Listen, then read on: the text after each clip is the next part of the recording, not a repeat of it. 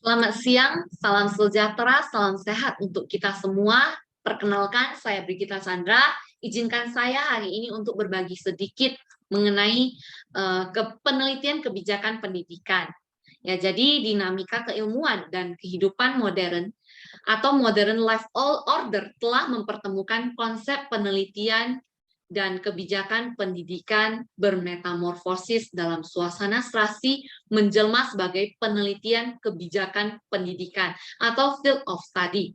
Proses kerja penelitian kebijakan merefer pada proses kerja penelitian pada umumnya yang mengkhususkan pada bidang pendidikan.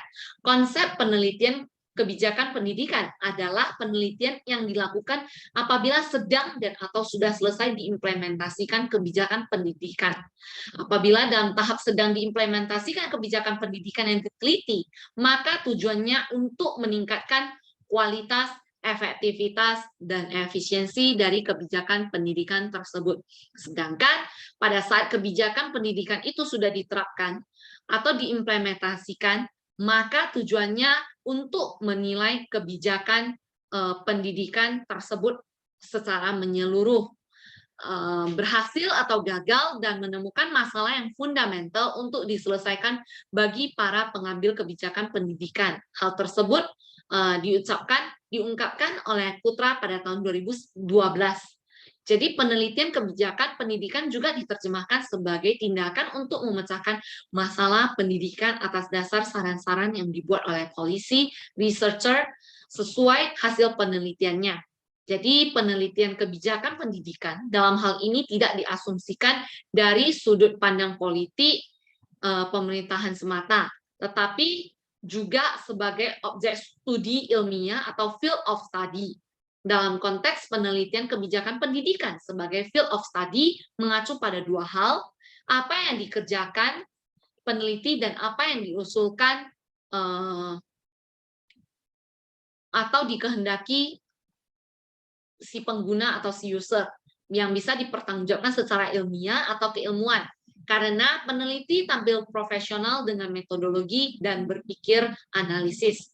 Penggabungan keilmuan dan perilaku peneliti oleh Hoy dan Miskel pada tahun 1978, ya, penelitian kebijakan tersebut sebagai proses akomodasi yang memadukan konsep birokrasi dan konsep profesional yang pada gilirannya menghasilkan kebijakan yang lebih bervariasi dan lebih berwarna ilmiah ketimbang warna politik. Ya, jadi sehingga penelitian kebijakan di bidang pendidikan bisa menghasilkan polisi yang dapat dipertanggungjawabkan secara keilmuan dalam batas-batas yang tidak bertentangan dengan political will pemerintah. Jadi penelitian kebijakan pendidikan juga dipandang sebagai perpaduan antara dua unsur, yaitu unsur ilmu dan juga seni. Jadi ilmu yang dimasukkan di sini dikonstruksikan dari batang tubuh teori, konsep, dan prinsip-prinsip metodologi. Dua hal yang harus dimiliki oleh peneliti kebijakan pendidikan. Yang pertama adalah berkenaan dengan ketepatan kajian atas persoalan pendidikan. Yang kedua adalah berkenaan dengan ketepatan cara pengkajian atau metodologi yang digunakan. Sedangkan dari sisi seni atau art terdiri dari langkah, gaya, dan juga cara melaksanakan kerja penelitian, yaitu dengan cara tidak mengada-ngada.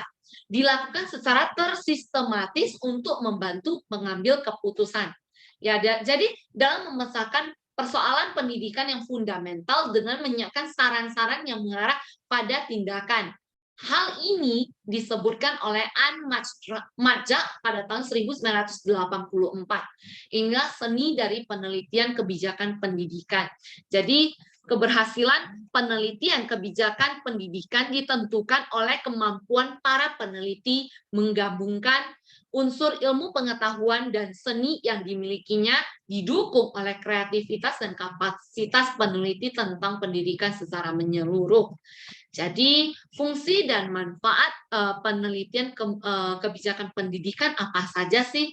Nah, kita mulai dari membicarakan tentang fungsi penelitian kebijakan pendidikan. Ya, bisa dikategorikan sebagai berikut. Yang pertama, memberikan layanan dalam bentuk fakta atau evidensi, input yang bersifat verifikasi afirmatif sebagai penyempurnaan untuk seluruh tahapan dalam proses riset kebijakan dan dapat dimanfaatkan di setiap tahapan atau unsur kebijakan serta terhadap seluruh unsur kebijakan pendidikan. Yang kedua adalah memberikan kritik berupa perspektif alternatif bersifat falsifikasi atau kritik konstruksi terhadap peningkatan mutu atau quality kebijakan pendidikan melalui perumusan kebijakan.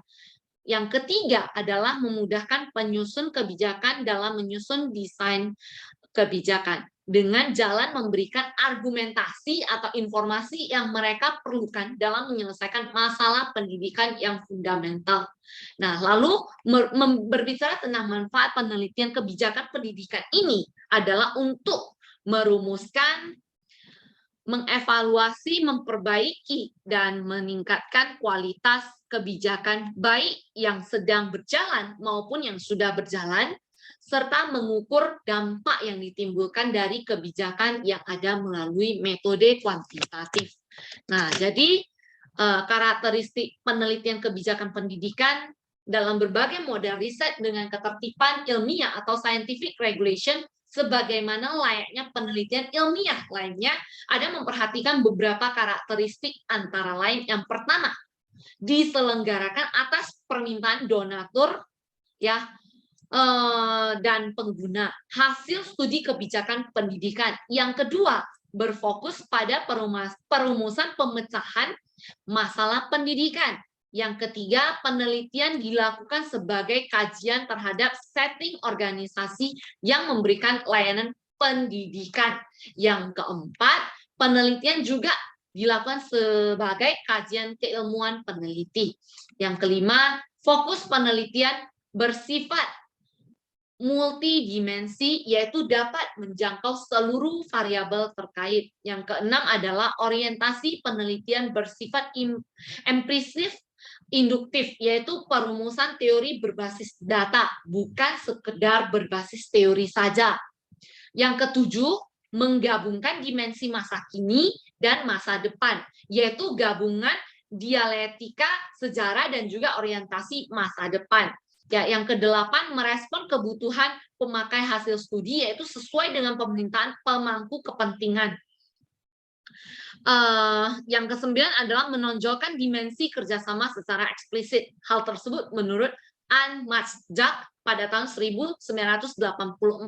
Nah, di samping itu, penelitian kebijakan pendidikan dilakukan dengan memperhatikan hal-hal sebagai berikut. Nah, yang pertama adalah pemikiran yang intensif, kapasitas dalam merumuskan masalah dan kerangka masalah kebijakan yang jelas, terbatas, ataupun terfokus. Yang kedua, bersifat aplikatif praktis, mendahulukan tindakan nyata dalam menciptakan solusi terhadap masalah fundamental pendidikan. Masalah yang benar-benar ada, dihadapi, dan dirasakan dalam pelayanan pendidikan nasional, daerah maupun sekolah. Yang ketiga adalah dilakukan dengan cepat, tepat, dan akurat, memerlukan solusi yang cepat atau segera kita tangani. Yang keempat adalah menggunakan metode yang beragam seperti deskriptif, analisis, hubungan kausal, dan eksplanasi, serta kombinasi penelitian. Jadi, manajemen atau tata kelola penelitian kebijakan pendidikan ya mengelaborasi manajemen dan tata kelola penelitian kebijakan di bidang pendidikan menarik untuk dibahas guna melakukan penelitian kebijakan pendidikan yang bisa menjawab permasalahan pendidikan menggunakan kaidah metodologi penelitian yang relevan, mulai dari tahap awal, pemahaman yang mendalam, perumusan masalah, kajian konseptual, pelaksanaan dengan menggunakan metodologi, pelaporan sampai diterimanya rekomendasi. Dalam wawasan idealisme, proses penelitian kebijakan pendidikan mengikuti tahapan sebagai berikut. Yang pertama, mengidentifikasi dan formulasi masalah pendidikan. Yang kedua, penentuan alternatif kebijakan pendidikan untuk pemecahan masalah. Yang ketiga, analisis kelayakan masing-masing alternatif kebijakan pendidikan. Yang keempat adalah pelaksanaan kebijakan pendidikan. Yang kelima, menentukan standar kinerja minimal. Yang keenam, evaluasi keberhasilan kebijakan pendidikan dengan ukuran-ukuran kuantitatif maupun kualitatif serta lainnya. Jadi dari berbagai tahapan yang diinventaris, maka manajemen penelitian kebijakan pendidikan atau tata kelolanya bisa dilaksanakan dalam berbagai tahapan. Mereka mengemukakan 5 langkah penelitian kebijakan pendidikan sebagai berikut. Yang pertama adalah persiapan. Banyak sekali aktivitas dilakukan dalam proses penelitian kebijakan pendidikan. Fokus utama dan merupakan persyarat bagi proses berikutnya terfokus pada aktivitas persiapan dan konseptualisasi kajian riset kebijakan. Aktivitas-aktivitas utama pada persiapan awal mengarah pada satu tujuan, yaitu diperolehnya informasi memadai untuk menentukan fokus studi penelitian kebijakan pendidikan.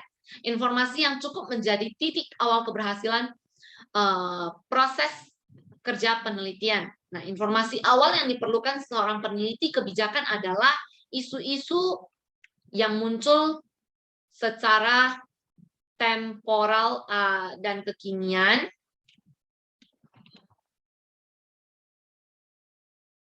atau kita sebut sebagai viral.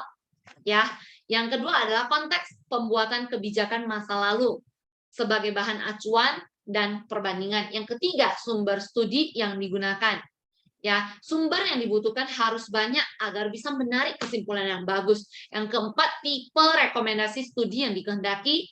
Peneliti harus mampu memilih tipe yang paling efektif dan efisien. Yang kelima, penyelesaian masalah secara dini. Akan muncul ancaman jika satu masalah tidak diselesaikan atau dipecahkan, malahan sudah dilanjutkan masalah lain.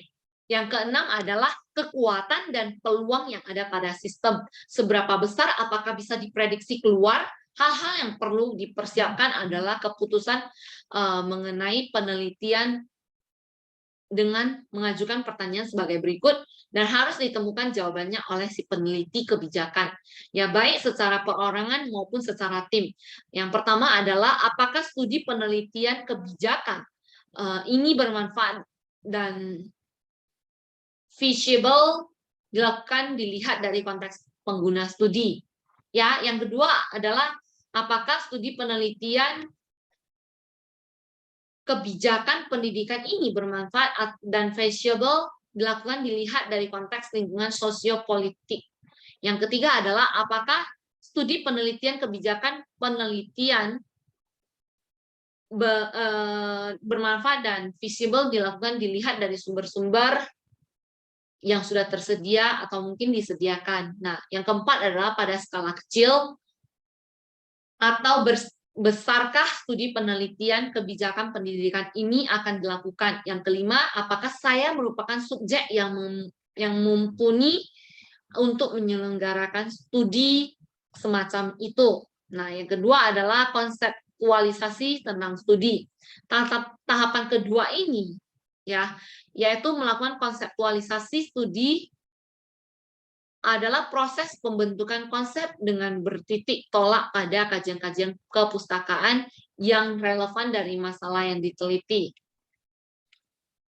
Jadi, dalam tahapan konseptualisasi studi penelitian kebijakan pendidikan, informasi yang diperlukan dimanfaatkan untuk kepentingan mengembangkan preliminary model atau paradigma penelitian.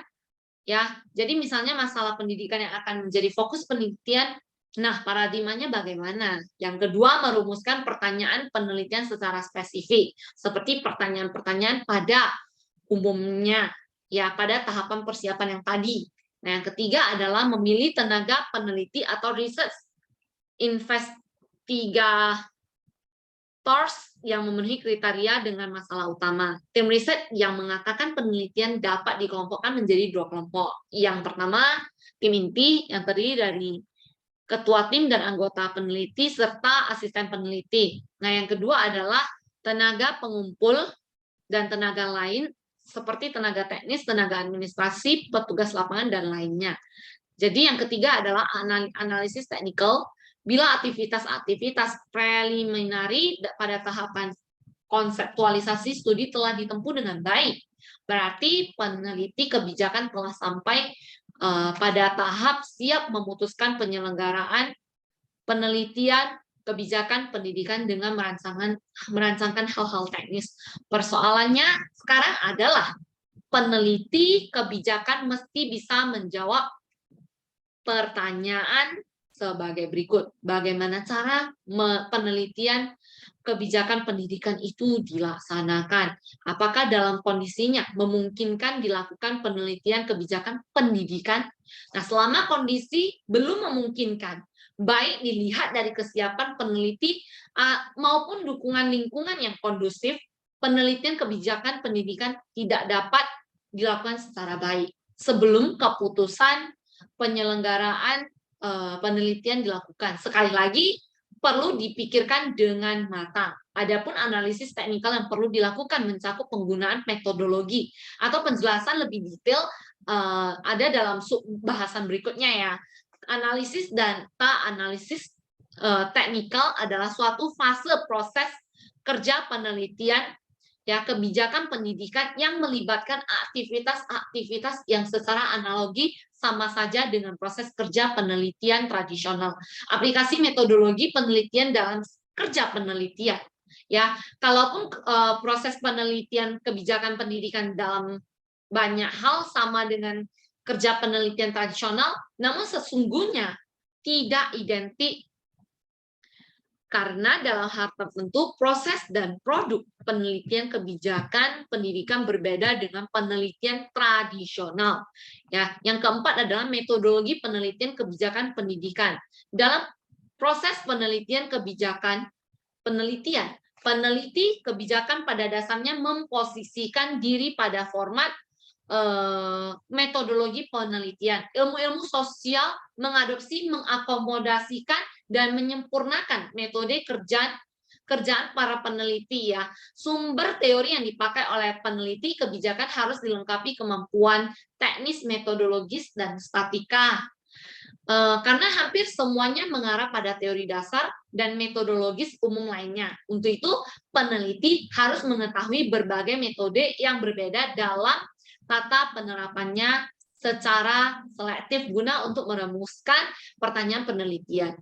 Nah, jadi beberapa metode tersebut penerapannya tergantung pada ketersediaan informasi. Nah, menurut Nazir pada tahun 1985, banyak metode penelitian biasa yang digunakan atau dikombinasikan dalam melaksanakan penelitian kebijakan termasuk dalam bidang pendidikan. Ya, antara lain metode sejarah, yaitu untuk mengumpulkan sumber-sumber sejarah secara efektif, menilainya secara kritis, dan menyajikan suatu sintesis tertulis atas hasil yang dicapai. Nah, yang kedua adalah metode deskripsi, yaitu metode yang digunakan untuk menggambarkan atau menganalisis suatu hasil penelitian, tetapi tidak dapat digunakan untuk menarik kesimpulan secara luas. Yang ketiga adalah metode eksperimen, yaitu metode penelitian di bawah kondisi buatan oleh peneliti yang akhirnya seorang peneliti dapat melakukan manipulasi atau mengontrol objek penelitian. Yang keempat adalah grounded research, yaitu suatu metode penelitian yang mendasarkan diri pada fakta dengan tujuan melakukan generalisasi, menetapkan konsep-konsep, membuktikan teori, dan juga menemukan teori. Nah, yang kelima adalah metode penelitian tindakan, yaitu metode penelitian yang digunakan untuk menguji, mengembangkan, menemukan, dan menciptakan tindakan baru.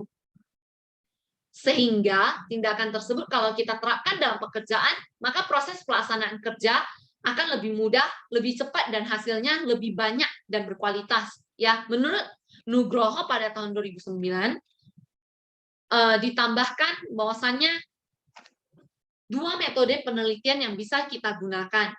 Yang pertama adalah metode analisis isi, yaitu penelitian yang bersifat pembahasan mendalam terhadap isi suatu informasi tertulis atau tercetak dalam media massa. Yang kedua adalah metode penelitian jaringan, yaitu metode penelitian untuk menemukan jaringan sosial dalam metode sistem sosial.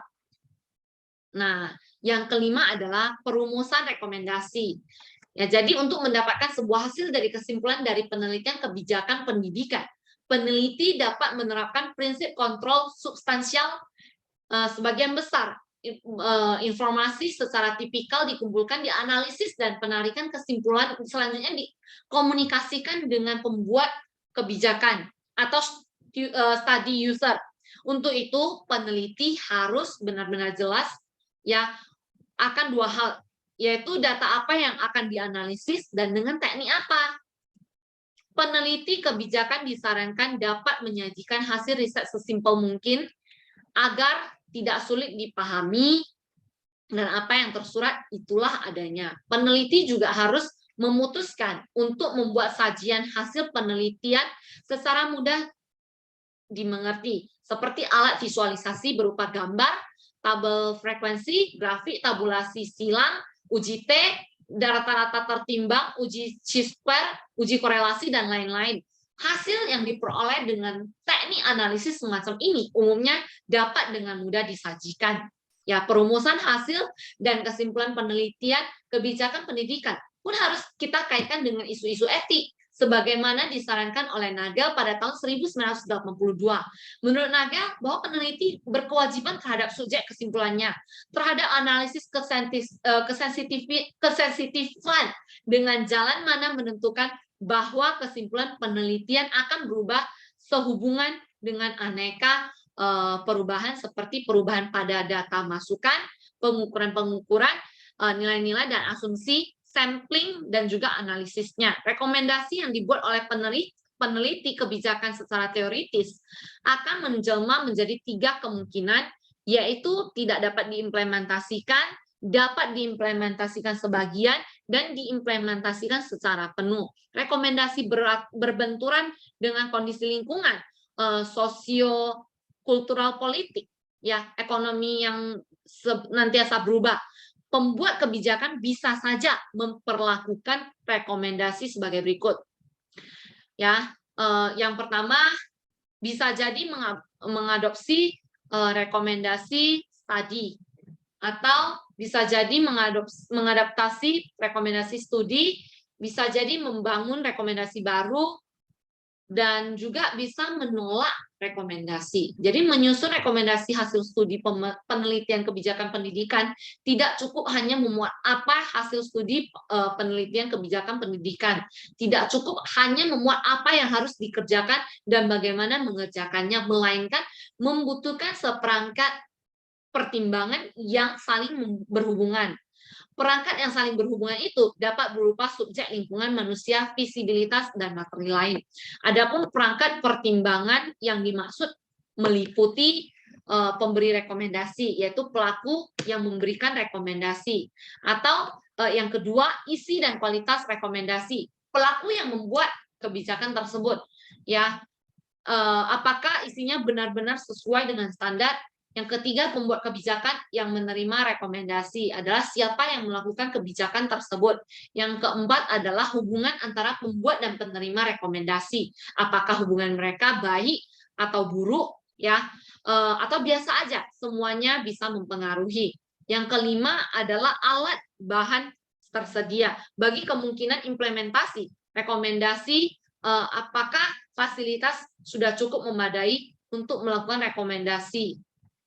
Ya, lalu satuan waktu yang akan digunakan dalam implementasi tersebut. Dan berikutnya adalah kondisi lingkungan makna luas. Apakah lingkungan tersebut cocok mendukung hasil penelitian yang direkomendasi? Ya, yang terakhir adalah perbedaan kepentingan. Tidak semuanya bahwa rekomendasi yang disusun oleh para perumus kebijakan, katakanlah dalam bentuk rekomendasi hasil kajian, mengalami perubahan yang substansial di tangan pembuat kebijakan, sehingga preset kebijakan yang baik adalah komunikator yang baik, yaitu para peneliti yang mampu mengkomunikasikan isi pesan yang direkomendasikan kepada perancang atau si pembuat kebijakan ini. Jadi hasil studi penelitian kebijakan pendidikan berupa rekomendasi yang dapat menyelesaikan suatu masalah pendidikan tanpa dikomunikasikan kepada pembuat kebijakan pendidikan atau dikomunikasikan dalam keadaan tidak dapat diterima baik olehnya, merupakan pekerjaan yang sia-sia. Penelitian itu tidak punya arti apa-apa jika hasilnya berupa rekomendasi untuk pemecahan pendidikan tidak bisa disampaikan secara baik kepada perancang kebijakan. Nah, jadi tugas dari peneliti kebijakan pendidikan ini adalah melaksanakan penelitian mulai dari proses awal sampai dengan tersusunnya output atau saran untuk kebijakan pendidikan, serta mengkomunikasikan hasil penelitian itu kepada pembuat kebijakan. Sedangkan tugas dari pembuat kebijakan pendidikan adalah menerima rekomendasi hasil penelitian, menelaah dan mengimplementasikannya. Jadi mengkomunikasikan secara efektif hasil penelitian kebijakan pendidikan bukanlah pekerjaan sederhana. Ya, fakta menunjukkan bahwasannya tahap keterbukaan, keaktifan dan komunikasi yang konstruktif antara peneliti dengan pembuat kebijakan. Usaha penelitian kebijakan pendidikan akan menjadi sangat kecil nilainya. Oleh karena itu, hasil penelitian kebijakan pendidikan seringkali diperuntukkan bagi konsumsi kalangan terbatas, yaitu pembuat kebijakan itu sendiri, ya, ataupun yang lainnya. Nah, jadi kesimpulannya adalah kekhasan penelitian kebijakan pendidikan terletak pada fokusnya, yaitu yang berorientasi pada tindakan untuk memecahkan masalah pendidikan yang fundamental. Jika tidak diselesaikan, akan memberikan efek negatif, di antaranya fokus pada tema-tema yang menjadi perhatian utama publik, misalnya masalah kualitas pendidikan, pemerataan pendidikan, anggaran pendidikan, dan sumber daya manusia pendidikan lainnya. Misalnya kualitas pendidikan masih rendah dan dapat dilihat dari aspek guru, proses belajar mengajar, kurikulum, ketersediaan sarana dan prasarana pendidikan serta sumber belajar, raw input lembaga pendidikan, dan juga kondisi lingkungan ekonomi dan sosial budaya. Nah, jadi hari ini demikian saya sampaikan tentang penelitian kebijakan pendidikan. Semoga bermanfaat untuk kita semua. Terima kasih.